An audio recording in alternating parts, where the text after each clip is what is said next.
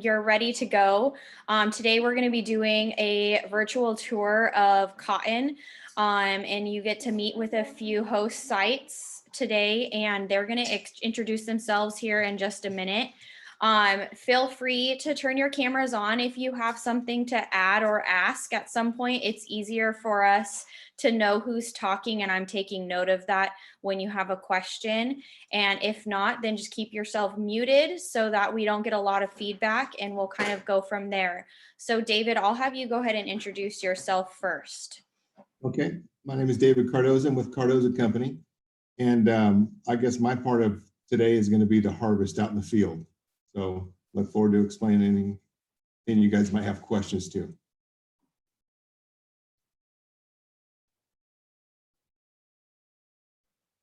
Wade, do you want to go next?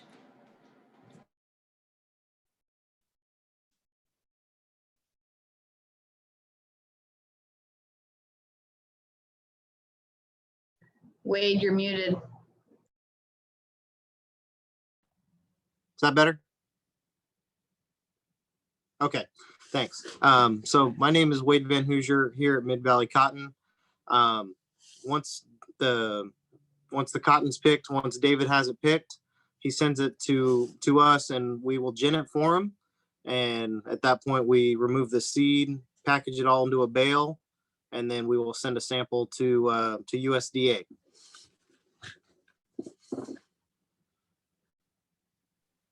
Sadie. Hi, my name is Sadie Goodwin, and I'm a commodity grader here at the USDA in Visalia.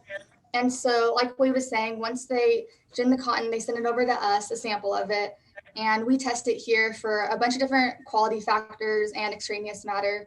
And you'll see that throughout the video, the process of everything that happens. And Edward.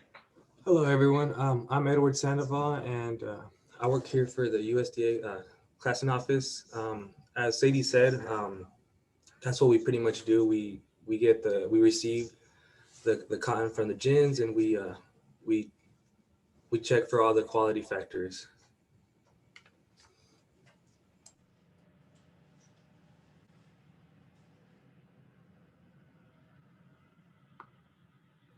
Thank you for all of your guys' introductions. Can you guys see my screen okay? Are you seeing it says cotton from field to grading? Yes. Okay, great. Yes. I'm going to go ahead and hit play, and you guys can describe what they're seeing as it works through, and we can pause or play as needed. And then students and teachers, if you have any questions throughout the video, I would just jot them down. And at the end of the video, it will be easier for you to ask those questions at the end rather than when they're in the middle of explaining. Does anyone have any questions before we get started? All right, here we go.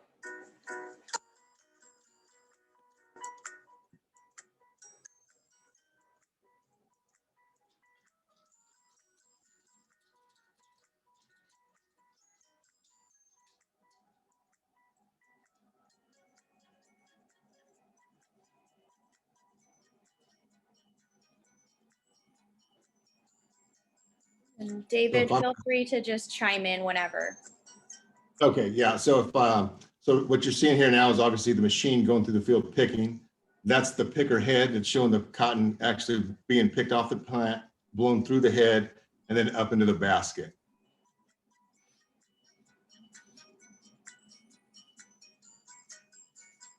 Are there different types of machinery to harvest cotton? There are really, there's only John Deere left. There used to be two, which was John Deere and International, but for the most part, it's just John Deere machinery harvesting cotton these days.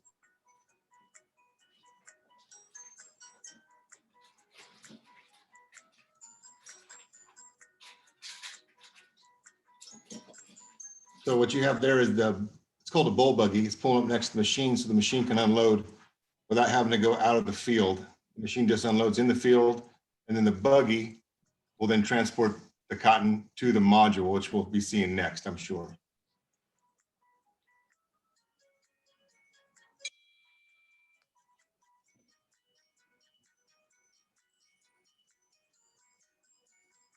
And there's roughly about 5 bales of lint cotton in a full basket on that machine, a 6-row machine.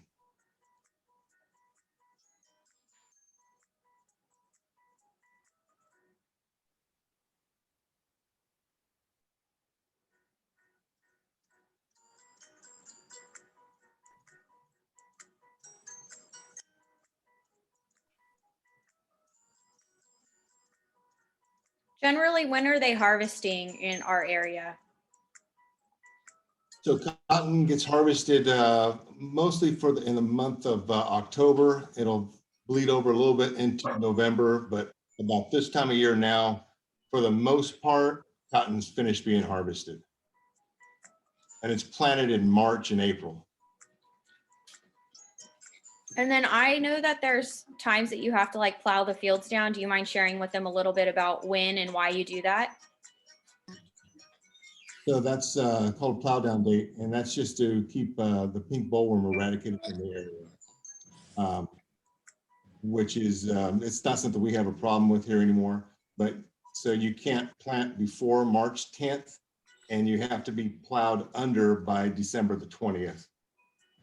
So what you're seeing here is the buggies dumping into the module, and they'll end up, roughly 3 baskets from the picker will end up to make a module with 15 bales of cotton in it. Mhm.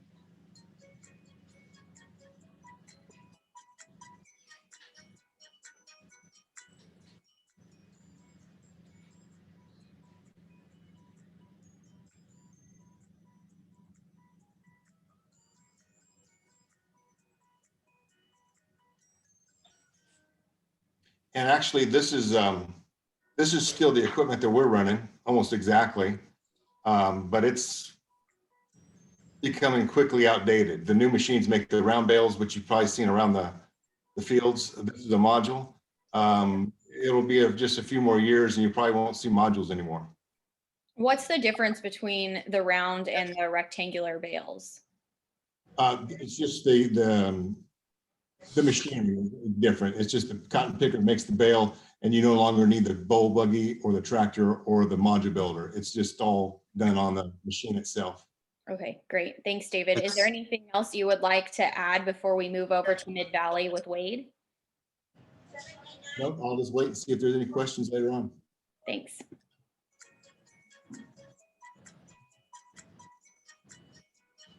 All righty, am I up? Yep. Okay, well, once David has it in the module for us, you see those trucks right there. They've actually got a chain mechanism on the bottom, and they can pick it straight up from the field and bring it to our yard. You can see it weighing in right there. And like David said, David builds us good sized module. So there'll be about 15 bales in there, anywhere from 18 to 20,000 pounds of cotton. And approximately 35 to 38% of that is actual lint. And another third of it is the seed that we separate. And then the remaining balance is trash, like sticks and leaves. And right here, this is the cotton on the our module mover. So once it's on the yard and we're running a particular variety, like David's got a few different types of varieties that he's grown for us. We'll keep them separated by those varieties. And when it's time, we'll pick them up right there with our module mover. And then you can start playing it. It'll go on the feeder. And right here, I'm demonstrating how tough it is. People think of cotton being soft, but this is quite literally like a brick of cotton. It doesn't move.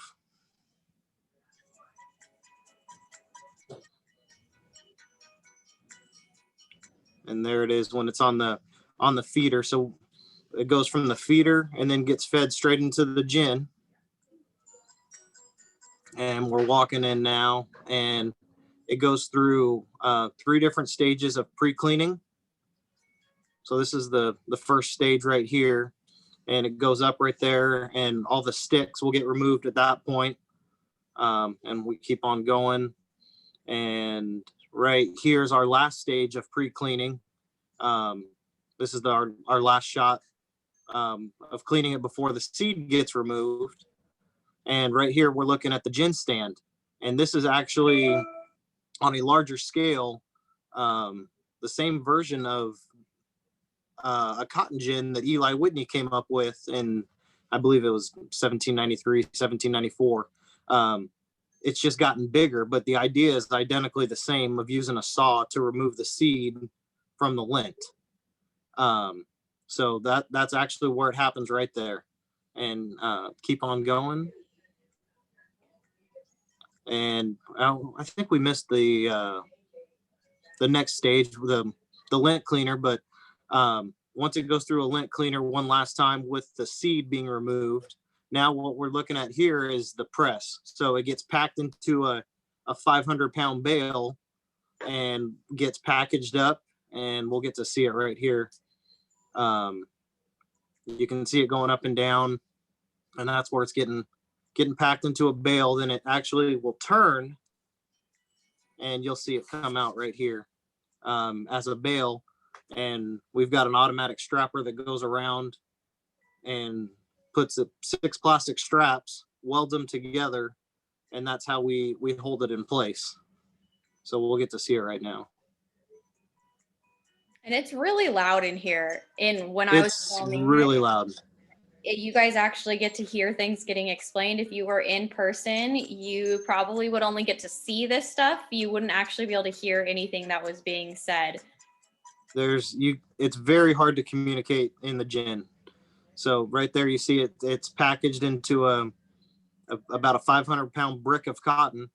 And there's our 6 straps. They get welded together, and you'll watch it come out right now.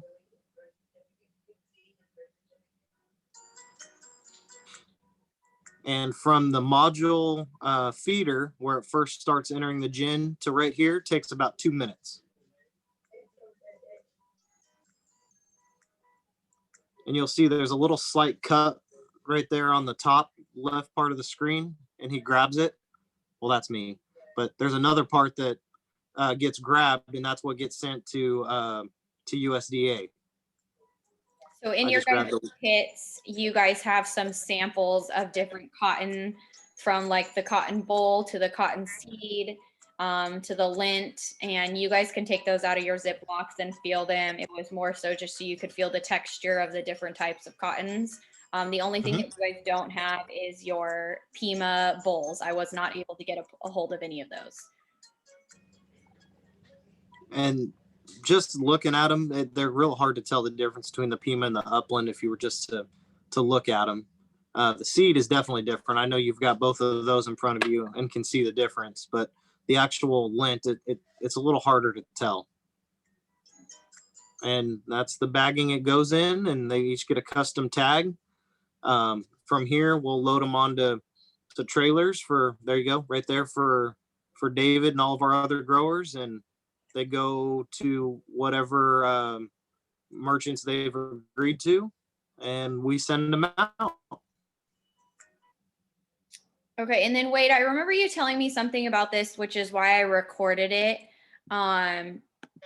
It was something about the seed following this pipeline.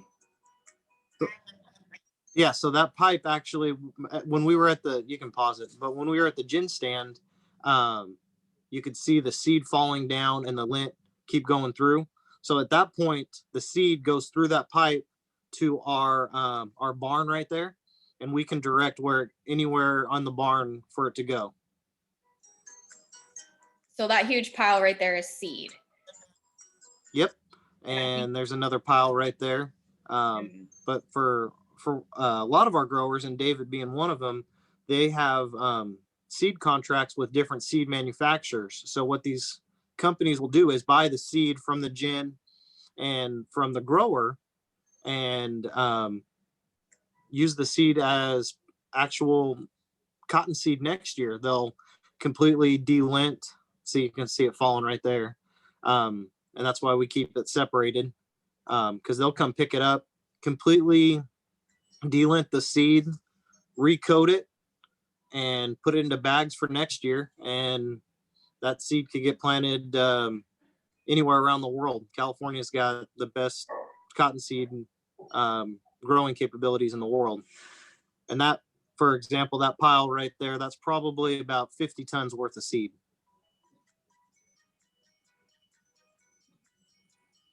Thanks, Wade. Do you have anything else to add? No, I think we're good. Okay. So it should be rolling up to the USDA grading facility next for Sadie and Edward to talk about.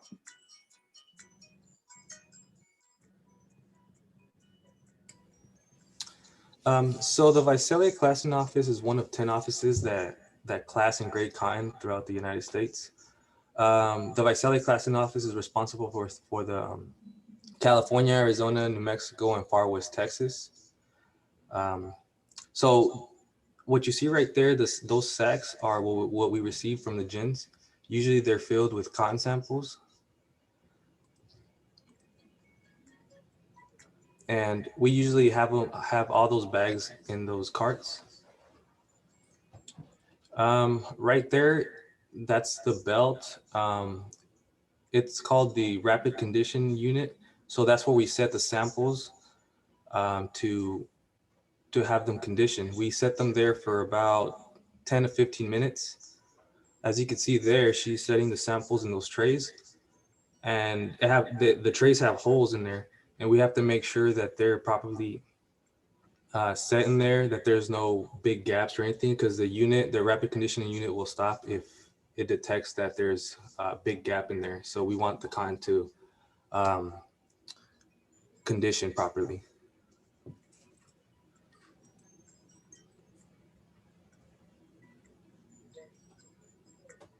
So that where she's doing the trays and setting the samples, that's called the receiving room. We pretty much dump those sacks into a table, and then that's when she starts doing that. She starts adding the samples to the trays and setting them to the rapid condition unit.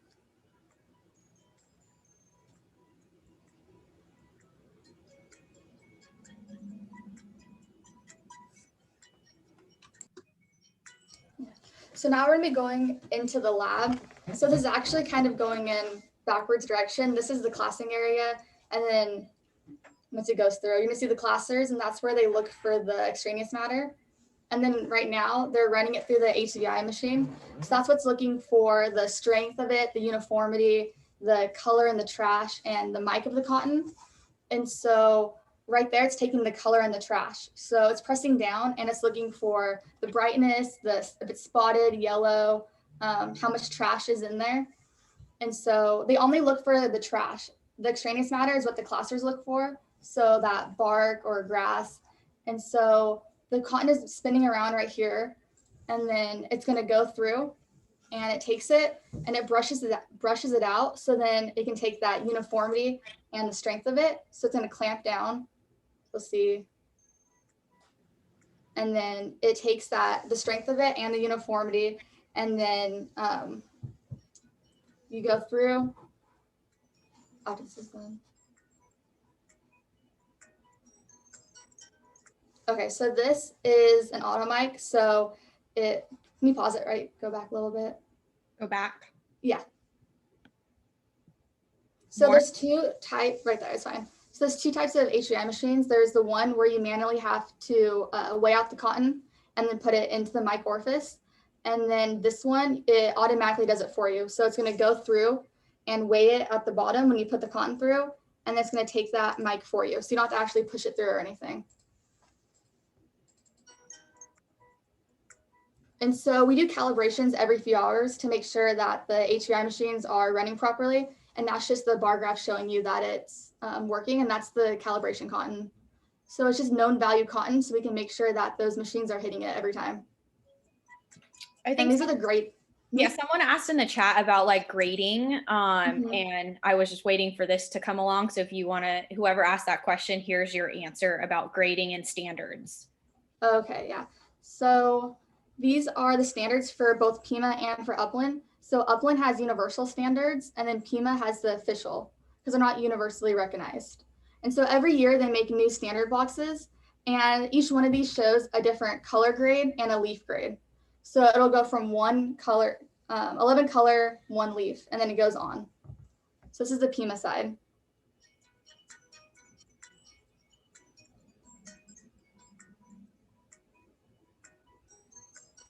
And so you can see as it goes down, it gets a lot more leafy and the color is gonna be a little bit spotted or a little bit gray.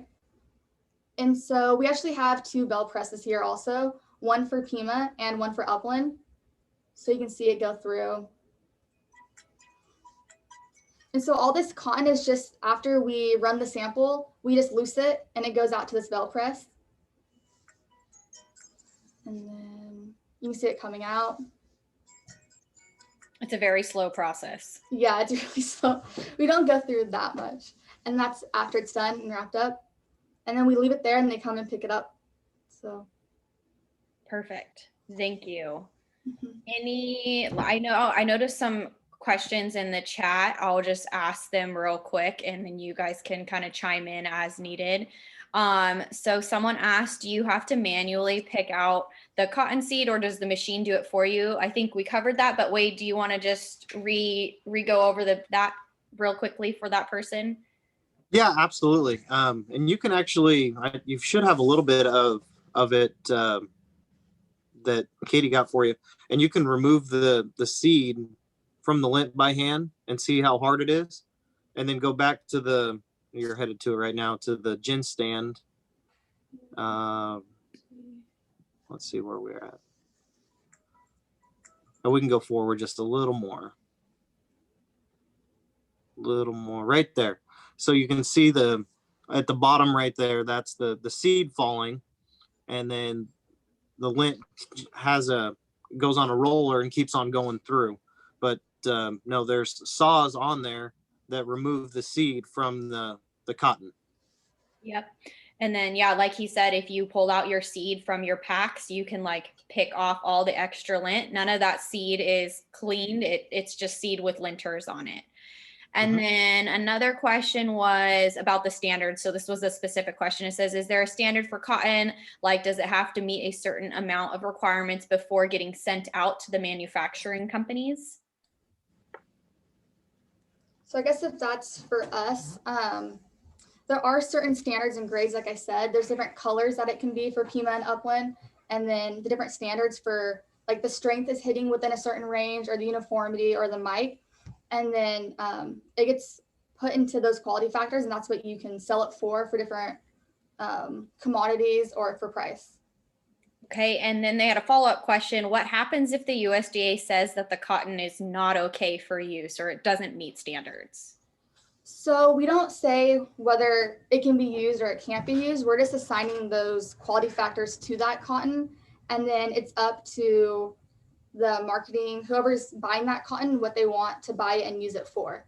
So, and if there's extraneous matter, say plastic or bark, we just assign it that extraneous matter and they can decide where to go from there. We don't say, oh, you can use this cotton or you can't use this cotton. And something else that's actually unique, and I don't think we went through this part of the gin, but during the pre-cleaning, there's actually a section where the mature cotton goes through, and then the immature cotton, we call it motes, goes to a different section. And we actually sell that, and that cotton is what is inside like couches, pillows, mattresses. So the gin will determine if it's mature enough to be considered cotton for shirts or towels or clothing. And if it's immature, it goes to a different section and we can sell it to do those other things. Yeah, I totally forgot about that. That is very true. Does anyone else have any other questions? I think I went through all the ones that were written in the chat, but if you have a question, now would be a perfect time to unmute yourself and go ahead and ask. You have 4 experts here that are able to answer those for you. Well, I asked my question because my papa, when he was a little bit younger, he used to hand pick cotton himself. And so my dad would help him when he was a little boy too, to help him in the fields and pick out cotton and all that manually by hand instead of using a machine. Yeah, absolutely. And before they had the fancy equipment that David gets to use, they had to go pick it by hand. And it's actually really, really easy to pull it. You can pull the cotton and pick it real easy by hand. It just takes a very long time.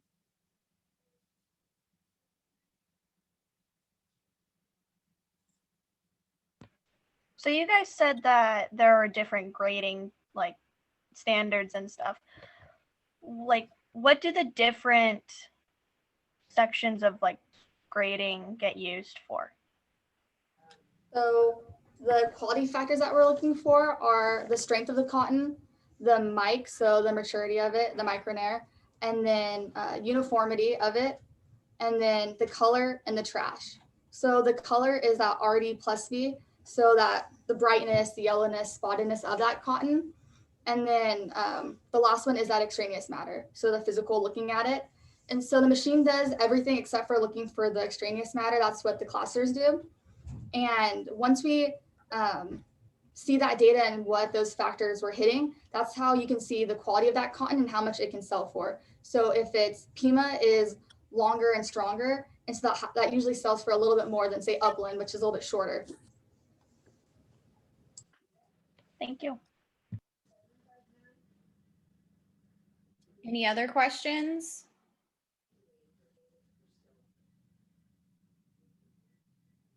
David, would you mind sharing with the group how, I know you said they harvest in October, but how long do your machines generally run for, like at a time before they stop and like take a break? And how does that all work? I was going to ask about defoliant before they actually harvest.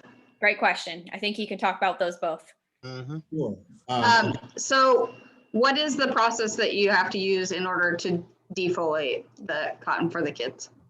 So you wait till the cotton reaches a certain stage. Let's just say it's 60 to 70% open on its own. And then you have a choice of different variety of chemicals or defoliants you can use. It usually takes 2 applications. So you'll put your first application on, wait 10, 12 days, hit your second application, and then start picking hopefully 10 days after the second application. And if it all works well, it's open nicely, and we'll usually start picking about, the first week of October, and we'll run 12, 13-hour days, which consists of about probably 10 hours of picking time. The rest of it's machine maintenance and service. And we probably about a 6-week run anymore is a pretty long run. So a 5-week run is about average, I guess. Thanks, David. And in the chat, somebody asked if they planted the seeds that they have in their kits in their yard, if they would successfully grow. It would. There you go. It would. I would completely remove all the lint off of it, but yeah, it would grow. And then another asked if you guys, if this would probably be a David question, do you ever have to plant other crops in the fields where you plant your cotton to let the soil gain back some nutrients that the cotton took out?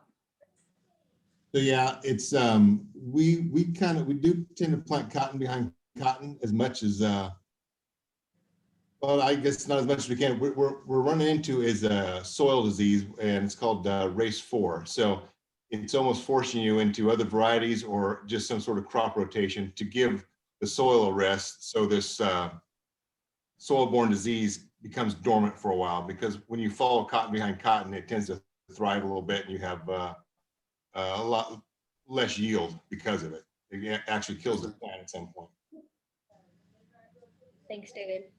Anyone else have any other questions before we wrap up?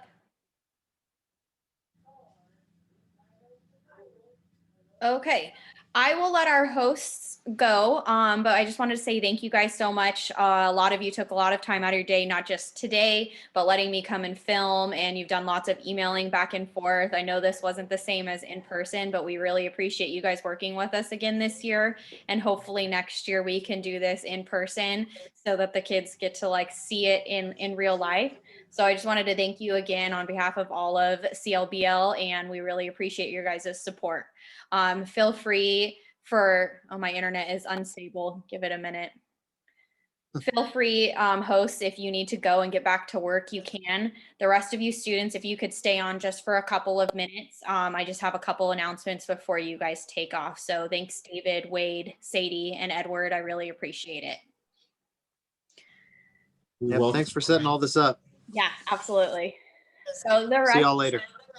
yep, the rest of you that are still here, you guys have your leadership sessions coming up this week. I will be sending you an email tonight with how to prepare for that. They will not be very long. I'm thinking 20 to 30 minutes, and it's going to be related to your 30-second elevator speech. So you can start thinking about that, but I'll send you an email with that information.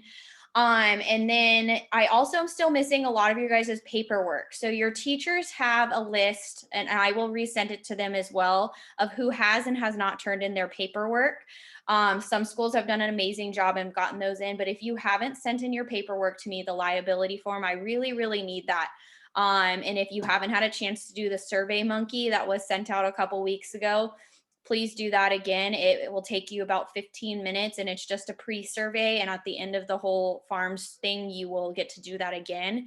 And it's just so our company can figure out what kind of knowledge you had before going into this and how you're feeling about agriculture after. I think besides that, just check your emails, stay in contact with me. Hopefully you guys learned a lot today, and sorry you couldn't eat anything in your kit this time around. But hopefully next time we will be doing something more with food, and I'll do my best to get you guys kits every time. We are going to skip December's, just with holidays and people being out of school and schedules changing. We are not going to do farms in December. We'll do our last 4 picking up in January, February, March, April, and May. So you should be hearing from me in December with more information about those dates. And I'm trying to get our host sites to nail down a specific date so you can be prepared as the new year comes around. Does anyone have any questions for me in regards to the rest of the year before I just let you guys all go for the day? All right. Well, thank you guys again for being here. I really appreciate it. I know it's not the same as it would be in real life, but feel free to reach out to me if you have any questions. And it looks like this one did record. So teachers, I'll be sending this recording to you. The last one did not record successfully, but I'll send you the link of just the video with the music in the background so you can use it if you would like. As soon as this downloads to my computer, I will also send this one out. So you'll get an email with 2 links, the one from last week or last month, and then this one. And this one actually recorded. So I'm super excited about that. If that is all, I will let you guys go, and I look forward to seeing you guys this week in leadership sessions. And then I will see the rest of you in January for our next field day. Have a good one.